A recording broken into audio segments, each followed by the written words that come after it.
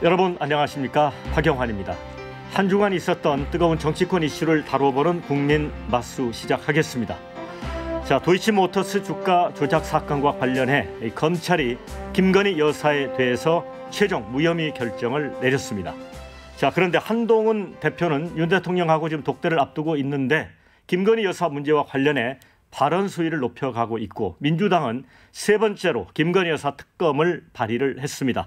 자, 관련된 정치권 이슈들 마수 두 분과 치열하게 토론해 보도록 하겠습니다. 먼저 국민의힘 홍석준 전 의원 나오셨습니다. 반갑습니다. 예, 안녕하십니까. 반갑습니다. 네, 그리고 민주당 광주 서구을 양구남 의원입니다. 반갑습니다. 예, 반갑습니다. 예. 자, 바로 첫 번째 마수 주제 만나볼까요?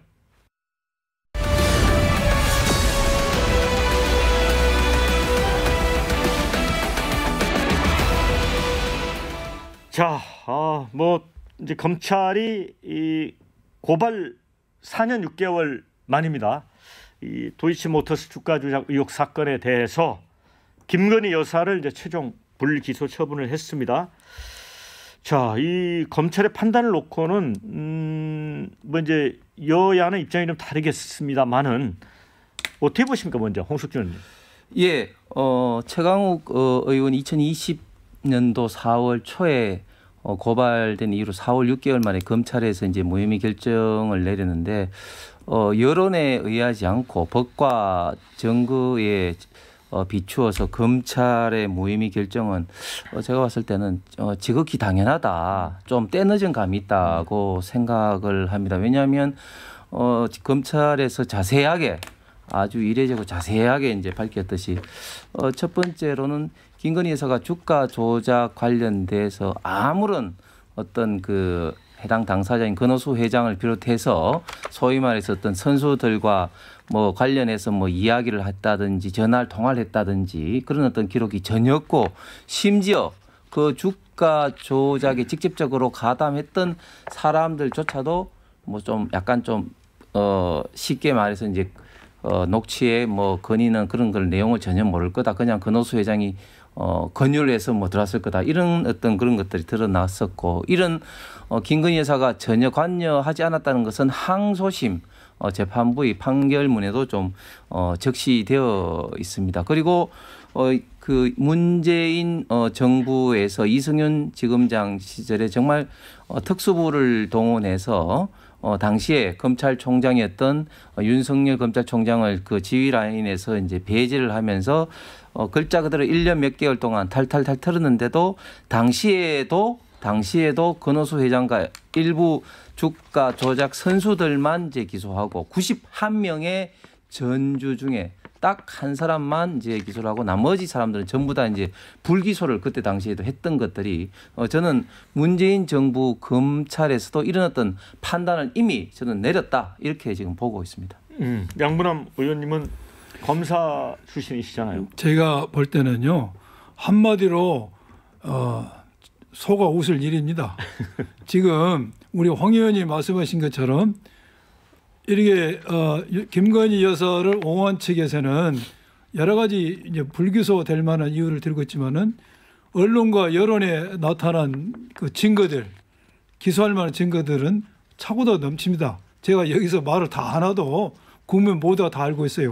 문제는 이 무혐의 이유를 함에 있어서 무혐의라는 결정을 내놓고 거기에 필요한 사유와 그런 필요한 자료만을 취사해 뽑은 겁니다. 검찰이 기소에 필요한 증거나 이 사유에 대해서 전혀 판단을 안 했던 겁니다. 비근한 여러분 3,300원에 8만 주 때려달라니까 7초 만에 때리지 않습니까? 그걸 주가 세력이 사가지 않습니까? 자기 어머니 분량을 자기가 사요. 이게 말이 안 된 것이고, 다만 왜 검찰이 그럼 이런 결론을 냈는가? 이 검찰의 태도가 이것뿐만 아니라 이 정부의 측의 인사에 대해서는 결론을 내는다. 안 되게 하는 거, 어떤 사건도 안 되게 하니까 이런 결론을 내고, 저는 이 검찰의 태도를 보면서 매우 슬펐습니다. 한마디로서. 검찰에 대한 30년 근무했는데 검찰의 막장이 어디까지 가는 거냐를 보여준 행태였어요. 검찰에 제가 무한한 애정을 가지고 있었는데 이걸 보고 너무 슬펐고, 두 번째는 지금까지 검찰이 국민의 신뢰를 저버린 행동을 여러 번 했습니다. 그런데 이것은 국민의 신뢰를 저버린 걸 떠나서 국민을 개무시한 제사예요. 그래서 검찰 역사의 수치로 남을 것입니다. 네. 또한 제가 한 말씀 더 하겠습니다. 예. 그 검찰이 이러한 일을 할 때는 국정감사 전에는 잘 하지 않습니다. 그런데 대놓고 오늘 국정감사 전에 이러한 처분한다는 것은 정말로 무도하고 과감한 것입니다. 이것은 국민으로부터 평가를 받고 옛날 전두환 노태우에 대해서 성공한 쿠데타라고 우리가 처벌하지 않았습니다. 그러나 나중에 다 처벌받았습니다. 마찬가지 결과가 올 것이고 특검의 필요성을 강변했고 또한 검찰이 더 이상 수사 기소를 가지고 있으면 안 된다는 검찰 개혁의 명분을 강변했고 검찰 스스로 존재를 부정한 사건 너무 슬퍼요. 자, 그래서 두 분이 이제 뭐 전혀 이제 다른 방향에서 말씀을 해주셨는데 언론 보도는 뭐 제목이 이렇습니다. 뭐 대한민국 검찰은 끝났다. 또 이런 기사도 있었고요. 대통령 부부 보위 위해서 유리한 정황만 취사 선택한 거 아니냐. 그리고 보수 신문조차도 법리와 별개로 납득할 국민은 많지 않을 것이다. 이 부분은 이제 한동훈 대표도 제기한 부분이기도 한데요. 그런데 결국 이제 형사처벌을 면하게 되더라도 이게 이제 정치의 영역으로 다시 넘어가지 않습니까, 홍석준 의원님? 예, 일단 정치의 영역으로 넘어와서 국민들이 어떻게 판단할 것인가는 이제 변론으로 하고, 저는 존경하는 우리 양분남 의원님도 오랫동안 이제 검찰에서 이제 그 근무를 하셨지만 그러면은 왜 우리 대한민국 검찰이 문재인 정부 때 그렇게 이성윤 지검장에서 당시에 지금 윤석열 현재 대통령이 검찰총장 시절에 지휘 라인에서 배제를 하면서까지 추미애 장관이 강력하게 수사를 지시했음에도 불구하고 왜 그때 당시에 김건희 여사에 대해서 기소조차 하지 못했느냐, 이런 점은 일단은 저는 검찰의 어떤 행동이 정부가 바뀌었다고 해서 소위 말해서 봐주기였던 수사는 저는 아니다고 이제 말씀을 좀 드리고 싶고, 이번에 검찰 결정문에 의해서 새롭게 드러난 어떤 사실은 예를 들면 뭐 지금 현재 그 검찰이 이제 그 공소를 변경하면서 기소를 한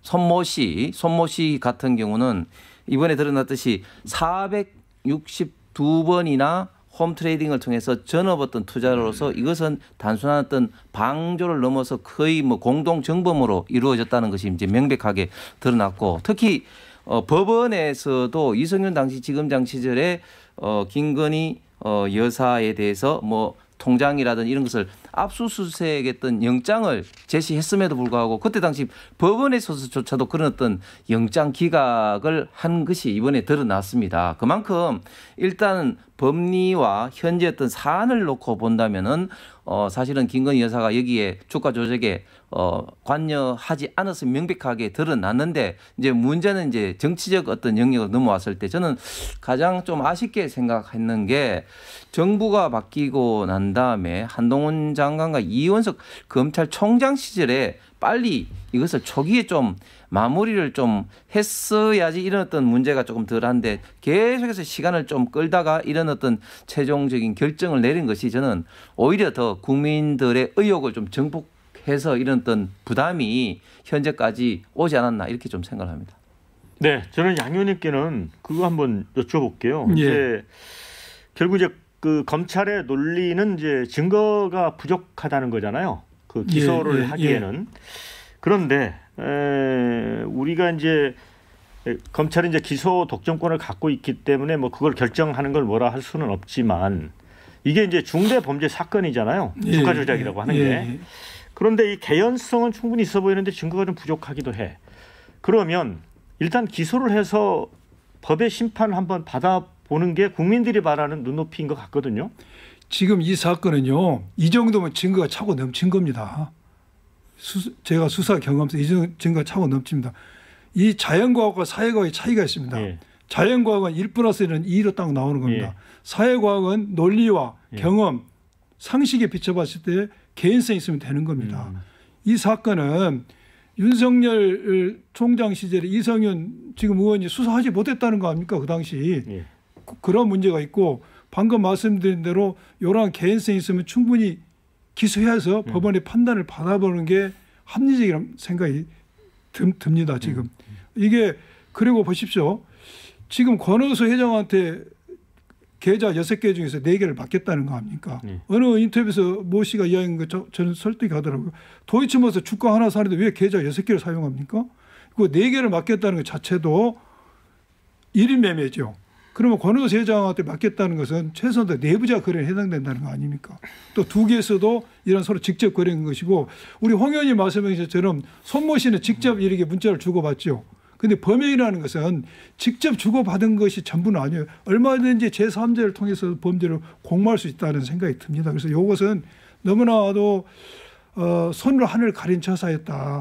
좀 아쉽다는 생각이 들어요. 네. 제가 혹시 잠깐만 그 말씀을 좀 드리면 방금 양 의원께서 말씀하신 것 중에 권오수 회장의 계좌를 맡겼다. 권오수 회장의 계좌를 맡기지 않았죠. 그러니까 그 김건희 여사의 6개 계좌 중에서 4개는 1인 매매를 위탁 매매를 했고 2개는 직접 관리를 했는데 4개는 정권사에 맡긴 거죠. 권오수 회장한테 맡긴 것이 아니죠. 그리고 주가 조작이라는 것은 특수한 어떤 정보를 입수를 해서 어떤 작전 세력 간에 단기적으로 서로 통정 매매를 통해서 주가를 끌어올리면서 빨리 빠지는 게 통상적인 어떤 주가 조작의 행태입니다. 그런데 지금 김건희 여사 건은 이 도이치모터스가 상장되기 이전부터 오랫동안 보유를 한 겁니다. 그런 사람이 갑자기 들어와서 주가 조작에 한다? 이거는 상식적으로 이해가 안 되고 지금 손모 씨 같은 경우는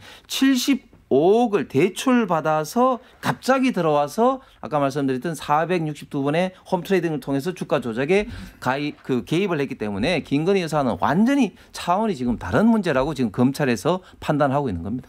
우리가 여기서 법리적으로 토론할 것은 아니지만은 4개 계좌는 1인 매매를 한 거 아닙니까? 권오수 회장이 권오수 회장 책임하에 이걸 하는 거 아닙니까? 그리고 또한 지금 손모 씨에 대해서는 뭐 이렇게 직접 했다, 뭐 이렇게 직접 했다 하지만은 이거 직접 하고 안 하고가 중요한 게 아닙니다. 손모 씨는 손해를 봤는데 지금 이렇게 김건희 여사는 이득을 본 거 아닙니까? 그래서 이 부분은 검찰이 이렇게 하는 행태 자체가 충분히 증거가 넘쳐 불구하고도 이런 것 자체가 국민의 신뢰를 저버린 행위다. 그리고 아니 3,308만 주는 게 7초에 때려주고 이런 거 녹취록에도 나오잖아요. 그분한테 연락 왔냐는 소리도 나오고 저는 이 정도면 충분하다고 봅니다. 자, 그런데 이제 일단 뭐 불기소 결정을 내려졌지만 야당은 이제 김건희 여사 특검법을 이제 3번째 발의를 했습니다. 그러면서 이제 검찰총장 또 중앙지검장 이 2분도 직무유기를 했다. 탄핵까지 추진하겠다 그런 입장이죠. 그렇죠. 네. 예. 이제 그게 우리 민주당에서는 이제 검찰 중앙지검장에서 탄핵을 하겠다는 건데 직무유기죠. 증거가 넘쳐 흐름에도 불구하고 명백하게 봐주는 행위를 했으니까 그래서 이 부분에 대해서는 한번 저희들이 이제 짚고 넘어갈 필요가 있습니다. 예, 그리고 제가 어느 모 언론에서 인터뷰할 때도 그랬어요. 그때 도이치모터 항소심 나온 뒤로 수사하지 않을 것이다. 검찰은 수사 안 할 사유를 찾을 것이다. 그리고 그 뛰어넘어서 무혐의할지도 모른다. 그래 그 MC가 깜짝 놀라더라고요. 그런데 어떻게 검사가 이 사건을 기소하겠습니까? 검사를 기소를 해야 되지만은 권력의 눈치를 보는 입장에서는 기소할 수 없다는 것이죠. 이게 대통령이 이런 경우는 기소할 수 있도록 용의를 해줘야 되는 겁니다. 이런 정의 차원에서도. 그리고 검찰도 이런 경우에 어떤 직을 걸고 이걸 원칙대로 처리를 했어야 되죠. 그렇기 때문에 검사가 이건 사건을 봐준 게 직무가 될 수 있는 겁니다. 명백히. 예, 그 법 앞에 모든 사람이 평등해야 되는 것이 대한민국 헌법이고 김건희 여사가 대통령 영부인이라 할지라도 사실은 그 다른 사람에 비해서 우월한 어떤 그런 대우를 받아서는 안 되지만 그럼에도 불구하고 법과 원칙 증거가 없음에도 또 그것을 또 기소를 해야 된다는 어떤 여론에 어떤 떠밀려서 하는 것도 저는 문제라고 생각하고 이번에 검찰에서는 증거 부족이 아니라 혐의 없음이라고 명백하게 이제 적시를 한 것은 사실은 이 사안이 문재인 정부 검찰 때 처음에 형사부에 배당이 됐는데 형사부에 그것도 2개 부에 그 수사한 어떤 결과가 나타나지 않으니까 또 반부패 수사부로 몇 번이나 옮기는 걸 통해서 강력하게 사실은 문재인 정부 검찰에 수사를 했음에도 불구하고 그때 당시에도 아무런 어떤 혐의점이 없어서 불기소 처분했다는 말씀을 좀 드리고 사실 지금 민주당에서 계속해서 김건희 여사 관련된 특검을 벌써 이제 3번째 지금 발의를 준비하고 있는데 과연 이런 특검이 과연 부결됐는데 또 발의를 하고 부결됐는데 또 제재 발의를 하고 이런 어떤 것들이 과연 국민들이 봤을 때도 저는 어떻게 볼 것인가. 그리고 지금 법리에서도 보면은 통상적으로 이게 그 국회에서도 이제 일사부재리 원칙이 있고 이런 한번 어떤 부결되는 사항에 대해서는 다시 어떤 동일한 회기내 발의를 되지 않는 게 통상적인 어떤 사람임에도 불구하고 그리고 특검이 부결이 됐음에 또 과거에는 한 번도 다시 재발의가 되지 않은 과거의 어떤 관례에도 불구하고 지금 민주당은 지금 윤석열 정부를 흔들고 더 나아가서는 탄핵으로 인해서 이재명 대표를 방탄하기 위해서 계속해서 좀 무리하게 지금 하고 있다. 그래서 지금 모든 국감이라든지 국회가 이런 어떤 정쟁의 지금 소용돌이에 지금 빠지게 하는 것은 정말 민생을 지금 도외시하는 민주당의 그런 태도이기 때문에 저는 민주당도 이런 어떤 특검을 계속해서 도돌이표로 반복하는 것에 대해서는 한번 심각하게 고민을 할 필요가 있다고 생각합니다. 자, 이 부분 좀 논의를 좀 진전을 시켜 보겠습니다.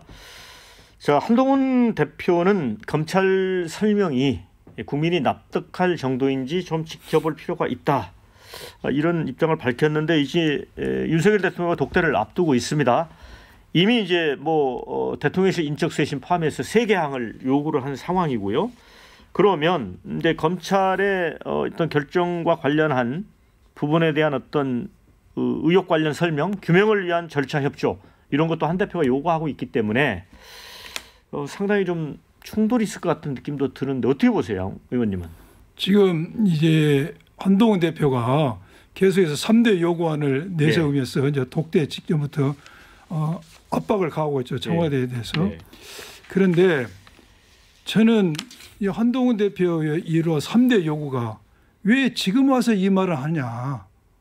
대표 당선되고 나서 진정해야 될 이야기 아닌가. 언론에서도 오히려 지금 와서 이런 이야기 한 것에 대해서 클로즈업 시킬 게 아니라 대표로서 진즉 이 말을 하지 않은 것을 비판해야 되는 거 아니냐. 지금 금정과 광화에서 2곳 그 선거에서 이겼다는 거 그거 가지고 이 3대 요구안을 제시한 것에 대해서 언론에서 매우 이것을 클로즈업 시키고 있는데 진즉했어야 될 이야기 아니냐 생각이 들고 제 생각은 이런 3대 요구안을 대해서 압박을 하는 게 그 어떻게 말에 해당된다. 말뿐이다. 어떤 윤석열과 차별화가 시도된 것을 언론이 비춰는 모습이죠. 중요한 것은 행동으로 보여라는 것이죠. 행동이 뭐겠습니까? 8표 데리고 와서 김건희 특검이 통과되도록 해야 된다는 것이죠. 그게 정말로 국민에게 변화된 모습, 쇄신의 모습을 보여주는 것이지 나는 이렇게 윤석열에게 자꾸 3대 요구를 하면서 변화 섹션을 요구했는데 윤석열이 들어주지 않았다는 이런 그림을 그리려는가 하는 생각이 들어서 말로 하지 말고 행동으로 보여달라는 생각이 듭니다. 그리고 제가 우리 홍 의원님 말씀하셨던 김건희 혐의 없음에 대해서는 그 증거가 없어서 혐의 없다는 겁니다. 혐의 없으면 사유가 여러 가지가 있는데 그 자체가 증거를 찾지 못했다는 것이고요. 제가 다시 짚어보는데 문재인 정권 때 수사 제대로 못했다는 거 아닙니까? 이성윤 의원의 말에 가면은 그 시간이 중요한 게 아니고. 네. 이성윤 지검장이 그렇게 이야기한 건 본인 스스로 참 창피하게 얘기해야 됩니다. 그리고 수사를 못한 게 아니라 수없이 많이 이렇게 관계자들이라든지 수사를 했던 게 이제 드러났고 그리고 우리 저는 양분남 의원님도 좀 밉다 하더라도 윤석열 대통령 김건희 여사에 대한 호칭을 좀 해주시기를 좀 부탁을 좀 드리고. 알겠습니다. 예.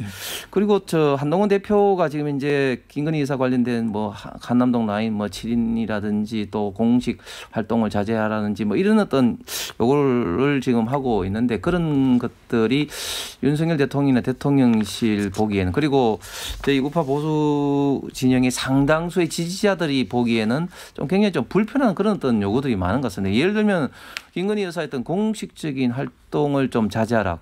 예를 들면 김건희 여사가 자연인의 어떤 그 부인이 아니고 대통령의 어떤 영부인으로서 예를 들면 왜 순방 갈 때 상대방 파트너 어떤 대통령과의 어떤 부인과의 어떤 그런 어떤 교류 내지는 활동이라든지 또 국내에서도 예를 들면 사회복지 시설이라든지 다양한 어떤 영부인으로서 어떻게 보면 의무적으로 해야 되는 이런 활동도 그러면 하지 말라는 그런 어떤 입장인 건지 그리고 지금 현재 그 뭐 소위 말해서 뭐 한남동 라인 가면서 비선 라인 이야기하는데 이 비선이라는 것은 잘 아시는 것처럼 공식적인 어떤 라인이 아닌 외부에서 어떻게 그 주요한 정책 결정에 관여를 하는 건데 지금 이야기되고 있는 사람들이 전부 다 대통령실에 근무를 했거나 하고 있는 사람들입니다. 그리고 일부는 지금 이제 국회의원이 지금 돼 있는 사람들인데 과연 무엇을 두고 비선 라인을 어떤 이렇게 보면은 인사 조치를 하라는 이런 어떤 이야기를 하는 건지 그래서 상당히 여권 입장에서는 대통령실과 또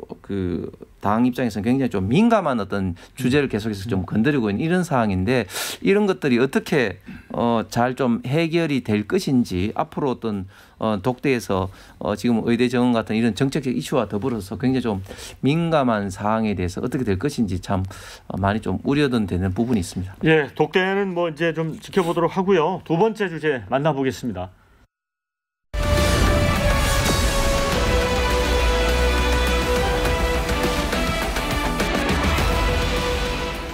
자, 이 정치권에 때 아닌 이제 오빠 논란이 일고 있습니다. 오빠 그러면 굉장히 정겹고 따뜻한 표현 아닙니까?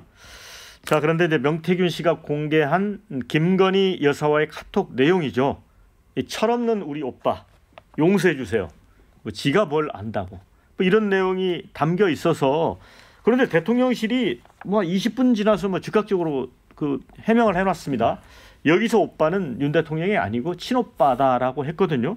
근데 이걸 놓고도 좀 설왕설래가 있어요. 진짜 오빠가 양 의원님은 누구라고 보세요? 참 제가 그 대통령실에서 철없는 오빠 지가 뭘 안다고 그 오빠가 친오빠라고 이야기한 걸 보고 참 대통령실의 해명이 좀 애처롭다는 생각이 들었습니다.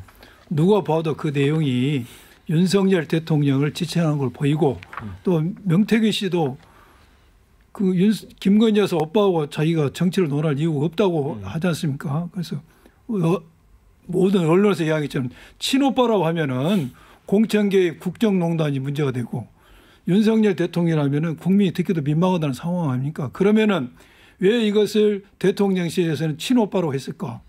그나마 친오빠가 있어서 다행이고요. 그것은 제가 볼 때는 요 민감한 문제에 대해서 대통령실 직원들이 김건희 여사한테 직접 물어볼 수 있는 상황, 물어볼 수 있는 관계가 아니라는 것이죠. 그만큼 김건희 여사의 존재가 힘이 있다는 것이죠. 여기에 대해서 대통령한테는 그 명태균 씨와 관계를 아마 확인했던 것 같아요. 그러니까 대통령 입장을 이렇게 전하는데 김건희 여사에 대해서는 확인할 수 없는 상황. 그러다 보니까 이런 오락가락 해명이 나오지 않나 생각이 드는데 친오빠인 경우도 그렇고 친오빠가 아닌 경우도 그렇고 참 애처롭습니다. 해명 자체가.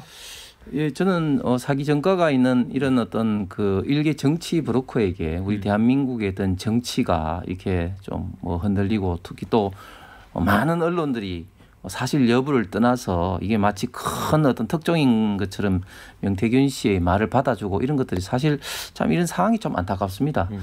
저도 최근에 명태균 씨에 대해서 좀 비판적인 이야기를 하니까 저 지난주 토요일 날 모르는 전화가 와가지고 딱 받아보니까 명태균입니다 하면서 당신이 뭘 한다고 그런 식으로 이야기하냐고 하면서 다음에는 뭐 영예수는 고발 그런 식으로 이 협박을 하던데 근데 그 우리가 좀 상식적으로 좀 생각을 해볼 때 이 김건희 지금 여사 있던 방금 앵커께서 말씀하신 문자를 주고받고 할 시점은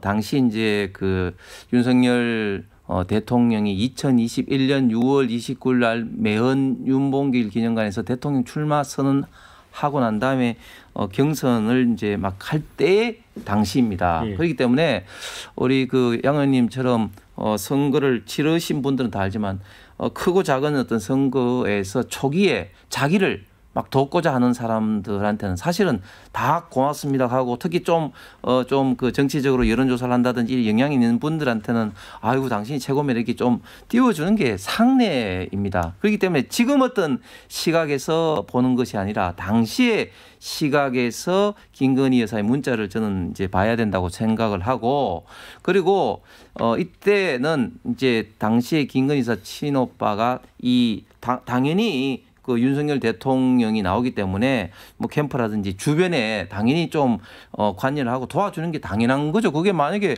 도와주지 않으면 오히려 더 이상한 건데 그런 어떤 상황에서 일부 명태균 씨와 좀 의견이 충돌이 좀 있었던 걸로 이야기를 하고 있고 그런 어떤 점에서 김건희 여사 이런 어떤 문자가 나왔다. 그래서 명태균 씨도 이 그 오빠라는 게 친오빠라고 본인이 이제 다시 정정을 해서 이야기하고 있지 않습니까? 그런데 문제는 뭐냐면은 지금 이 명태균 씨의 말이 마치 이 사실인 것처럼 다들 이제 믿는 그런 경향이 있는데 생각을 해보시면 첫 번째로 본인의 말을 뒤집는 사례가 너무너무 많이 있어요. 본인이 이야기하면 대통령이 뭐 한 달 만에 하야한다는데 그건 뭐 농담이었다고 이야기를 하는 것을 비롯해 많이 뒤집는 사례가 많다. 그리고 조금만 더 상식적으로 생각을 하면은 선거를 한 사람은 쉽게 이야기했지만 너무 조금 한 걸 가지고 너무 이렇게 많이 좀 부풀리고 있는 그런 것들을 많이 이제 사람들이 믿는 그런 어떤 경향이 있어서 여기에 근거해서 여러 가지 좀 혼란이 저는 발생을 하고 있다고 생각합니다. 그러면 명태균 씨에 대해서 대통령실이 뭐 고소고발을 하는 것도 하나의 방법 아닌가요? 이제 근데 구체적인 사항에 대해서 고소고발할 어떤 그런 것들이 사실은 없죠. 왜냐하면 가장 대표적으로 이제 허위사실 유포인데 허위사실 유포에 예를 들면 뭐 공직선거법상의 허위사실 유포로 할 수도 없는 것이고 그 다음에 또 이게 만약에 특정한 어떤 이슈를 건드려서 그게 명예훼손이라든지 또는 뭐 공무집행 방해라든지 이런 걸로 또 연결을 하려고 하더라도 지금 현재 구체적으로 윤석열 대통령이라든지 김건희 여사를 어떤 사실에 적시를 해서 명예훼손을 하고 있는 사례가 지금 하나도 지금 없는 거 아니겠습니까? 그렇기 때문에 대통령실에도 현재 상황이 상당히 좀 난감할 수밖에 없는 것 같습니다. 그런데 이제 명시 폭로를 부추겼던 이제 국민의힘 김재현 최고위원이 그 사과를 했고 또 발언을 이제 일치 안 하고 있습니다. 또 홍준표 대구시장도 고소고발하지 않겠다 이렇게 선언한 뒤에 명시 폭로가 좀 잠잠해졌거든요. 지금 명태균 씨의 말은 다 사실로 저는 보여요. 대부분이 사실로 보여지고 지금 우리 황 의원님 말씀하신 것처럼 저도 선거를 치렀더만 맞아요. 선거 때 되면은 많은 사람이 돕겠다고 찾아오고 선거 끝나오면 도운 사람이 많습니다. 그렇지만은 이 건은 선거가 끝난 뒤로는 연락을 안 했다고 하는데 그렇지 않고 22대 총선 때 주고받은 문자가 명태균이 보여주고 그걸 본 국회의원들이 있지 않습니까? 그래서 그게 그런 단순한 사안이 아니다는 생각이 들고 명태균 씨의 말이 사실이냐 아니냐가 지금 쟁점입니다. 모든 국민이 볼 때. 근데 저는 명태균 씨의 진술이 신빙성이 있다고 봅니다. 제가 그렇게 보는 이유에 대해서는 첫째는 대통령실의 반응입니다. 지금 우리 홍 의원이 말씀하신 대로 죄가 안 되는 게 아닙니다. 지금 명태균 발언은 어떤 죄에 걸려도 죄가 됩니다. 그리고 이게 허위라면은 대통령실은 지금까지 보여준 태도를 보면은 대통령 부부의 명예에 관한 것 전부 다 고소고발했습니다. 고소고발하지 않고 있습니다. 그리고 두 번째, 이 정도면은 지금 어떤 공개적으로 대통령이 협박을 받은 거 아닙니까? 국가적 망신이고 국격에 관한 문제입니다. 이 정도 되면은 민정수석실이라든지 어떤 대통령실에서 공정한 수사, 엄격한 수사를 천명을 해야 됩니다. 그 말하지 않습니다. 그다음에 이 대통령실에 대한 해명을 봅시다. 해명을 보면 전부 하나같이 거짓으로 드러나고 있어요. 최초의 만난 경위라든지 그도 여러분들 이준석 의원이나 김종인 비대위원장의 말에 의해서 다 거짓으로 이게 드러나고 있지 않습니까? 또 하나는 전 굉장히 소름 끼쳤던 건데 창원지검에서 수사를 하려면 해라. 한 달 내에 하야 탄핵한다고 이야기를 했습니다. 물론 이 말에 대해서 그래 나 그런 사실 그런 말이 헛소리야. 두지 않으면 원래로 돌아가. 굉장히 무서운 수법이고 이러한 정황을 봤을 때는 이 사람 말이 사실이냐는 저는 생각이 들어요. 그리고 요와 관련해서 우리가 조금 전에 언급했던 우리 세 번째 특검을 발의하면서 명태균 사건을 추가를 하고 있지 않습니까? 근데 특검도 진행하지만은 우리 수사의 태도를 봤을 때 이 정도 사안이면 굉장히 중요하고 어떤 국정농단, 민주주의 근간을 흔드는 아주 큰 사건입니다. 근데 창원지검이 사건을 맡겨놔야 되겠습니까? 이게 정말로 대통령실이 떳떳하면 이거 중앙지검에다 명태균 사건 특별수사팀을 만들어가지고 수사를 하도록 해야 됩니다. 근데 이걸 뜨뜻미지근하게 창원지에 맡겨놓은 것 자체부터가 참 어떻게 설명이 안 돼요. 예, 지금 창원지검에서 정치 그 자금 관련해서 지금 수사를 뭐 창원지검장 말에 따르면 입에 단내가 나도록 지금 이제 수사를 하고 있다 하니까 뭐 그것은 지켜볼 일이고, 그리고 명태균 씨의 말에 대해서 지금 관계되는 사람들이 하나같이 다 부정을 하고 있지 않습니까? 예를 들면 그 안철수 의원과의 그런 어떤 단일화든지 그런 것도 본인이 그림이 다 그렸다고 했는데 그 김종인 위원장, 당시 비대위원장이 부정을 하는 거라든지, 또 심지어 오세훈 어떤 시장 어떤 그런 문제라든지, 또 김진태, 박한수 지사의 어떤 그런 2022년도 지방선거도 본인이 했다 하는데 하나같이 뭐 다 부정하면서 더 이상 이야기하면은 명예훼손으로 고발하겠다고 이야기를 하고 있고, 저도 뭐 그런 어떤 사안 이슈마다 아주 깊게 관여를 했었기 때문에 잘 아는데, 예를 들면 김진태 지사 같은 경우는 처음에 황상무 그 당시 후보가 단수추천되면서 2022년 4월 15일 날 국회 본관에서 텐트를 쳐가지고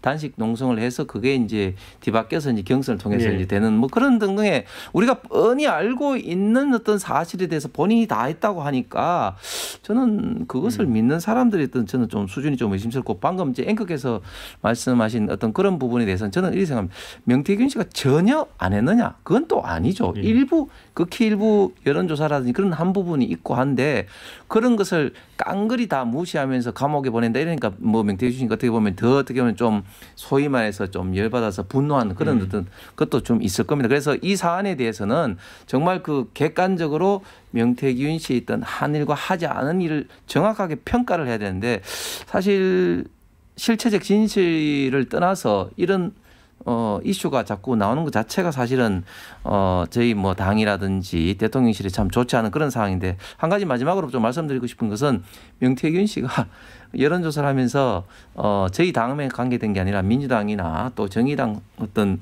그런 어떤 분들의 어떤 그 여론조사도 했었다. 그렇기 때문에 뭐 특정 어떤 정당의 어떤 문제가 아니다. 이렇게 좀 말씀을 드리겠습니다. 지금 보수에 있는 유명한 정치인들이 다 연루가 됐다고 나옵니다. 다 그분들 한계가 된 이야기가 안 만났다고는 안 해요.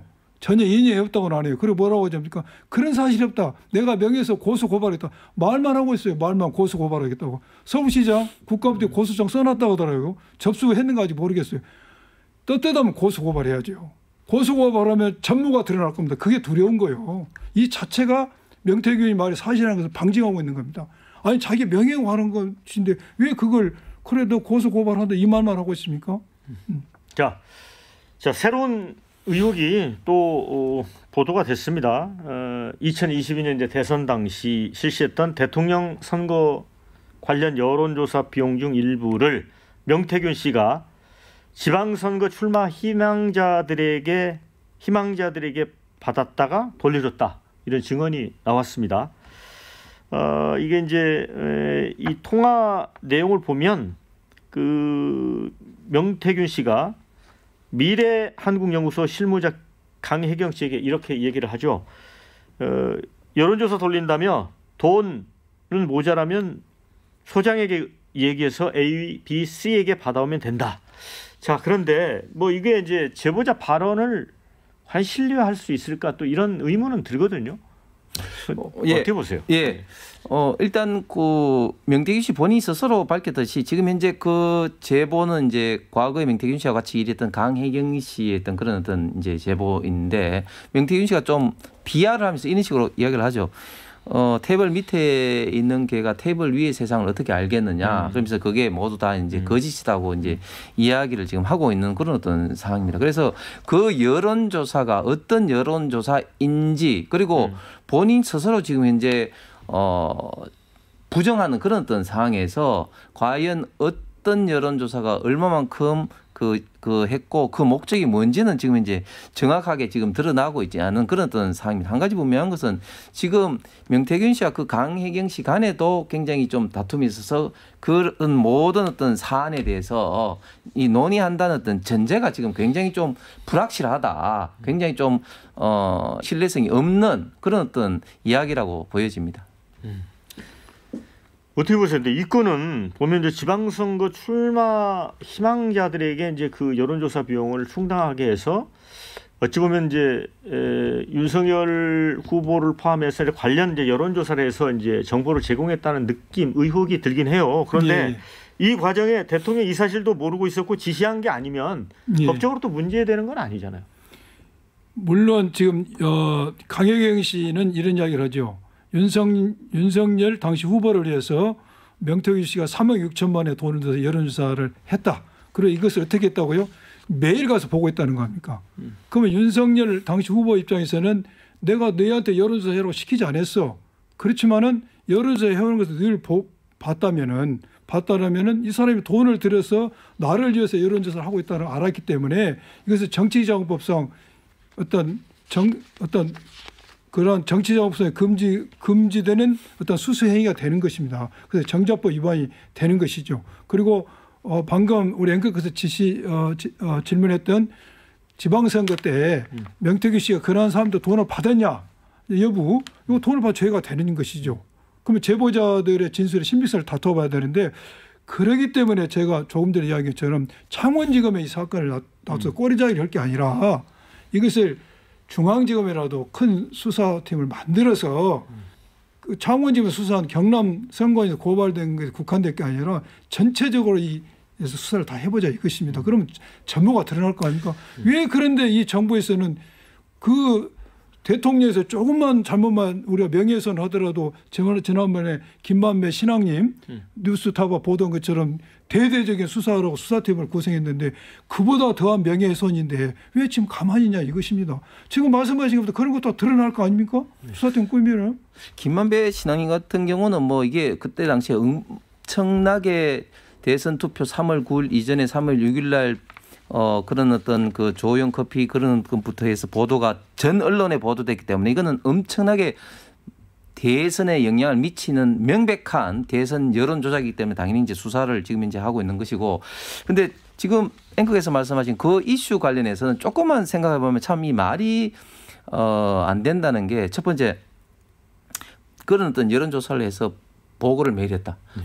저는 2021년 8월 초에 대구 경북에서 윤석열 당시 후보 지지선을 하면서 대선 대구 본부장을 해서 윤석열 당시 후보와 계속해서 통화를 하면서 제 기억으로는 대구 방문을 한 7번을 하면서 계속해서 일정을 조율한다든지 그리고 그 이전에는 어디에 있었고 광주에서 올라온다 부산에서 올라온다 그런 것을 알기 때문에 지방의 일정이 어떻게 돌아가는 건지 지금도 기억이 생생합니다. 네. 그렇기 때문에 과연 명태균 씨가 그런 거를 보고를 거의 뭐 매일 했다. 이것은 일정상 도저히 있을 수 없는 이야기인 것이고요. 그리고 법리상 만약에 그럼 입장을 바꿔가지고 이재명 대표를 돕기 위해서 어떤 분이 그 이재명 대표하고 관계없이 본인이 여론조사를 해가지고 뭐 보고를 하든 안 하든 그걸 가지고 정치자금법 내지는 공직선거법으로 문제를 걸면은 그걸 어떻게 감당을 하겠습니까? 그렇기 때문에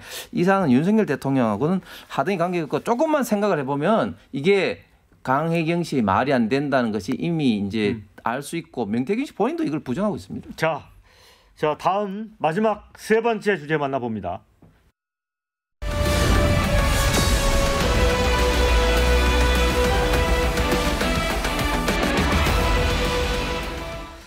이번 재보궐선거는 큰 이변이 없었습니다. 여야 모두 이제 텃밭을 지켜냈습니다. 자, 그런데 이제 금정 같은 경우에는 몇몇 여론조사에서는 뭐 앞선거나 아니면 박빙인 경우가 나왔는데 표차가 꽤나 컸어요. 홍석준 의원님 왜 이런 결과가 나왔다고 보십니까? 예, 이번 사안에서도 봤듯이 이제 여론조사의 좀 신뢰성 그 문제가 좀 다시 대두될 수가 있는데 앵커께서 말씀하신 것처럼 이제 민주당과 조국혁신당 후보가 단일화되고 해서 좀 흐름상 굉장히 좀 민주당 후보가 쫓아온다. 그래서 그게 여론조사상으로도 반영이 돼가지고 어떤 여론조사에서 이기고 있다. 뭐 이렇게 됐습니다. 그래서 저는 그럼에도 불구하고 지난 총선에서 봤듯이 막판 부산의 전통적인 우파 보수 진영이 결집하기 때문에 성부는 이제 국민의힘 후보가 이기지 않을까 생각을 했는데 그 차이가 22%나 엄청나게 좀 네. 차이가 좀 난 것 같습니다. 그래서 일단은 여론조사상에 좀 허구도 일단 드러났고 또 두 번째는 아무래도 김영배 의원이 굉장히 좀 실언을 한 것이 부산의 어떤 민심을 좀 자극하지 않았나. 그러니까 이 보궐선거 유발한 것이 마치 이제 공직선거법 등의 잘못으로 유발된 것으로 이제 이야기를 했는데 결국은 이 검정구청장 하셨던 분이 결국 이제 직무상 과로로 인해서 이 건강상의 어떤 그런 어떤 문제 때문에 결국은 이제 돌아가시게 됐는데 그래서 이런 어떤 이슈가 결국은 이제 부산에 특히 금정구의 또 민심을 좀 자극하지 않았나. 그리고 조금 더 한 가지 정책적 이슈를 꼽으라면은 산업은행 관련해서 지금 민주당이 산업은행 이전을 지금 반대하고 있는 이런 어떤 문제가 막판에 많이 이 표심을 자극하지 않았나 그렇게 좀 추측이 됩니다. 네, 그런데 이제 어떤 부산 금정 같은 경우에 지난 총선 때 민주당 후보가 받았던 것보다 오히려 더 격차가 벌어졌어요. 네. 그래서 이재명 대표도 이와 관련해 이제 기자들이 많이 이제 질문을 했는데 구체적인 답변은 안 하시더라고요. 그런데 이재명 대표가 이제 차기 대권에 가기 위해서는 PK 지역에서 일정 부분 득표를 해야 되잖아요. 예. 그런 부분 때문에 뭔가 좀 확장성의 한계가 있지 않았느냐라는 기사들도 나오고 있어요. 우리 조국 혁신당하고 네. 후보 단일화를 했고 우리 대표님께서 네 번인가 거기를 가시면서 우리가 모든 힘을 쏟았습니다. 뭐 조국 대표도 가서 선거를 도왔고 그렇지만 그 보수의 벽을 우리가 이번에 깨지는 못했습니다. 그러나 나름대로 선전했고 또 이러한 방금 말씀하신 대로 정치인들의 발언이 굉장히 중요하다는 걸 저희들이 다시 한번 깨달았습니다. 그래서 저희들은 이걸 이번에 반면교사 삼고 교훈 삼아서 앞으로 지선과 대선을 위해서 보다도 중도 의원 확장을 위해서 노력해야 된다는 교훈으로 삼아야 될 것 같습니다. 자, 이제 영광 군수 선거도 이제 꽤나 관심이 있었습니다. 여기도 사실 좀 이제 여론조사로 보면 막판에 이제 진보당 후보가 치고 올라갔기 때문에 이변이 좀 나오지 않나 했는데 역시 민주당이 어떤 조직력, 그다음에 이재명 대표 입장에서는 이제 차기 대선 주자로서 좀 마음을 좀 놓을 수 있게 됐달까요? 이런 상황이죠. 어떻게 보세요? 예, 여론조사상으로는 3파전으로 치열했는데 막판에 민주당이 아무래도 좀 조직력이라든지 이런 게 이제 움직인 것 같습니다. 특히 영광 같은 경우는 잘 아신 것처럼 1995년 민선자치단체장이 이제 뽑히면서 세 번이나 이제 무소속 후보가 되는 등의 좀 독특한 어떤 지역이고 또 이낙연 전 대표의 또 고향이기도 한데 근데 저는 곡성도 그렇고 영광도 그렇고 공직선거법에 의해서 이번에 이제 그 보궐선거가 유발이 된 지역 아닙니까? 그런데 그 이전에는 민주당 당헌당규상 후보를 못 내는데 지난 22대 첫 번째 의총을 통해서 당헌당규를 개정해서 이제 그 후보를 이제 낼 수 있도록 해서 후보가 나왔는데 과연 이런 어떤 행태가 우리 대한민국의 발전을 위해서 어떤지 저는 굉장히 지난번 민주당의 당헌당규 개정이 완전히 개악이다. 특히 이재명 대표 같은 경우는 또 그 1년 이전에 그 이전 그 당헌당규상 이제 사퇴를 해야 되는데 사퇴하지 않도록 해서 사실상 이재명 일당 그 지배체제, 독재체제를 만드는 그런 어떤 당헌당규 어떤 개정을 통해서 이번에 곡성, 영광 등의 이제 후보를 낼 수 있었게 됐고, 그 다음에 저는 조금 걱정스러운 게 이 그 민주당 후보 장세일 후보의 공약에 100만 원 기본소득 공약이 있습니다. 100만 원. 그런데 지금 제가 보니까 이 영광의 1년 예산이 6,300억 정도 되는데 대부분 저도 지방자치단체 건물이기 때문에 대부분의 예산이 인건비라든지 복지비라든지 소위 말해서 법적으로 지출해야 되는 어떤 법정 경비적 성격이 지방자치단체 특히 기초자치단체는 대부분을 차지하고 있습니다. 그래서 과연 본인의 이런 어떤 기본소득 100만 원 공약을 어떻게 그 실현시킬 수 있는지 참 걱정스럽고, 그리고 이번에 표 차이도 다행히 민주당 후보가 민주당 입장에서는 됐으니까 다행입니다만은 사실은 표 차이도 한 10% 이게 났기 때문에 사실은 그 굉장히 신성을 한 것이고 낙성을 하는 그런 어떤 분위기가 아니다. 그렇기 때문에 지금 호남의 민심도 이재명 대표에 대해서 그렇게 전폭적으로 지금 지지하는 그런 어떤 분위기는 아니라고 보여집니다. 지금 우리 황 의원님께서 영광 곡성의 후보자 경선을 이재명 당대표 당원 계약과 연결진 것은 적절치 않아 보입니다. 이 문제는. 그리고 경선 후보자를 내는 문제에 있어서는 다 이래 본인 시각에 따라서 비판을 할 수가 없습니다. 그렇지만은 이번에 우리가 이겼어요. 이겼지만은 방금 말씀하신 대로 진보 조국 혁신 저희들이 비슷하게 이런 차이를 냈습니다. 그래서 호남에서도 우리가 안심할 수가 없구나. 이제 대한 세력이 꿈틀이고 있다는 느꼈고, 그렇지만 그 와중에서도 후보자에 대한 비판이 있었지만은 우리 대표님을 중심해서 우리 당에서 전폭 지지를 하니까 우리가 이겼고 영광 국민들이 민주당을 지지했던 겁니다. 이것은 아직까지는 또 앞으로도 이재명 대표를 지지하겠다, 민주당을 지지하겠다는 어떤 뜻에 우리는 받아들이고 있는 것이고, 기본소득 100만 원을 어떻게 줄 수 있느냐, 이 문제는 얼마든지 당에나 어떤 서로 협의해서 영광에서 자체적으로 소득 사업을 또 어떻게 할 수 있는지 이런 문제도 남아 있는 문제이기 때문에 이것을 선거 포퓰리즘으로 모는 것은 무리지 않냐는 생각이 듭니다. 네, 자 이제 이재명의 일극 체제를 이룬 민주당 입장에서 보면은 부산 선거가 다소 좀 아쉬웠고, 특히 이제 곡성 영광에서 보면은 두 곳의 평균 득표율이 50% 아래로 떨어졌거든요. 그래서 굉장히 좀 나름대로 충격이 있었다고 본다면, 국민의힘 입장에서 보면 서울시 교육감 선거에서 보수 교육감인 진보 교육감에게 이제 물론 이제 지난번에도 진보 교육감이었지만 졌습니다.